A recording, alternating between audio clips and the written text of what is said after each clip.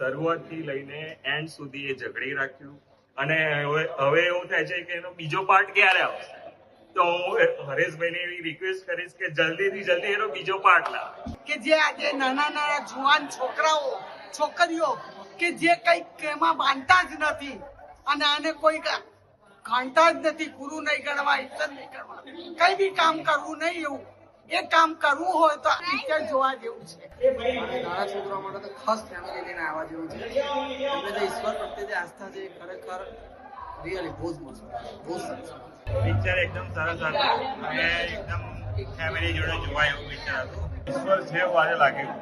આ પિક્ચર બહુ સરસ છે. આનાથી આપણને ઘણું બધું શીખવા મળે છે. આ પિક્ચર ખરેખર જોવા જેવું છે. ઈશ્વર ક્યાં છે એ આજે અમને પણ ખબર પડી કે ઈશ્વર કેવું કર્યું છે. ખૂબ સરસ. બાળકોને પણ એનાથી ખૂબ પ્રેરણા મળશે અને બાળકોને અત્યારના બાળકો